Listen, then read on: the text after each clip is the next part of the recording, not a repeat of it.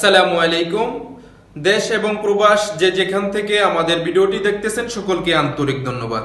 কুয়েতে বসবাসরত বিভিন্ন দেশের নাগরিকদের জন্য একটি সুখবর হচ্ছে, কুয়েত সরকারের দ্বিতীয় ধাপের কার্যক্রম অনুসারে গতকালকের মন্ত্রী পরিষদের গুরুত্বপূর্ণ মিটিংয়ের সিদ্ধান্ত অনুযায়ী আগামী 21শে জুন রবিবার থেকে হাওয়াল্লি এবং খাইতান এলাকা লকডাউন মুক্ত ঘোষণা করা হয়েছে। সারা কুয়েতে গত 31শে মে থেকে প্রথম ধাপের লকডাউন তুলে নেওয়া হয়েছে। তখন লকডাউনের আওতায় কারফিউ জারি করা ছিল সন্ধ্যা 6টা থেকে সকাল 6টা পর্যন্ত। গতকালকের মন্ত্রী পরিষদের সিদ্ধান্ত অনুযায়ী কারফিউর সীমা কিছুটা কমানো হয়েছে। রবিবার থেকে কারফিউ থাকবে সন্ধ্যা 7টা থেকে ভোর 5টা পর্যন্ত। সরকার কুয়েত থেকে লকডাউন তুলে নেওয়ার জন্য 5টি ধাপ গ্রহণ করেছে। 5টি ধাপের মধ্যে প্রথম ধাপটি শুরু হয়েছে 31শে মে থেকে। আগামী 21শে জুন দ্বিতীয় ধাপ চালু হওয়ার কথা ছিল। দ্বিতীয় ধাপে বিভিন্ন শপিং মল, রেস্টুরেন্ট এগুলো খোলার কথা ছিল, কিন্তু গতকালকের মন্ত্রী পরিষদের গুরুত্বপূর্ণ মিটিংয়ে নতুন করে সিদ্ধান্ত গ্রহণ করা হয়েছে, যেহেতু কুয়েতি নাগরিক সহ কুয়েতে বসবাসরত নাগরিকদের মধ্যে করোনা ভাইরাসের নতুন করে রোগী শনাক্ত হচ্ছে।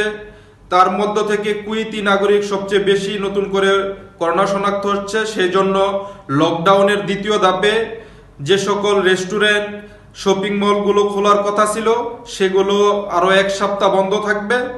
এখন হাওয়াল্লি এবং খাইতান এলাকা লকডাউন মুক্ত ঘোষণা করা হয়েছে। 1 সপ্তাহ পরে পুনরায় আবার মন্ত্রী পরিষদের মিটিংয়ে নতুন করে সিদ্ধান্ত গ্রহণ করা হবে।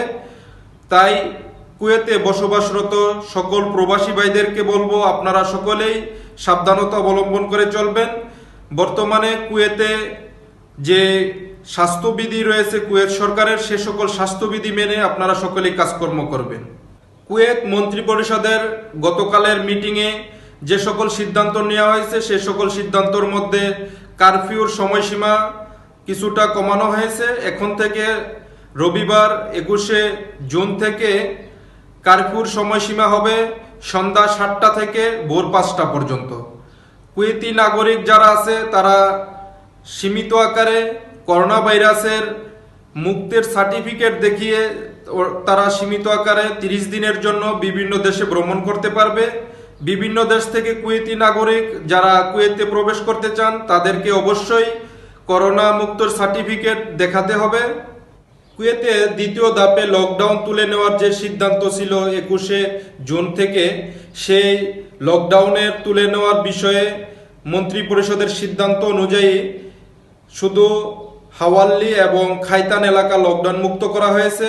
হাসাবিয়া, আব্বাসিয়া, জিলিপ এই সকল এলাকা পুনরায় 1 সপ্তাহের জন্য লকডাউন থাকবে।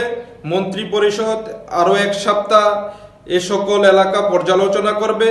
যদি লকডাউনের ফলে যদি করোনা ভাইরাসের আক্রান্তের সংখ্যা কিছুটা সীমিত হয়, তাহলে পুনরায় সবার মাধ্যমে মন্ত্রী পরিষদের সিদ্ধান্ত আসতে পারে।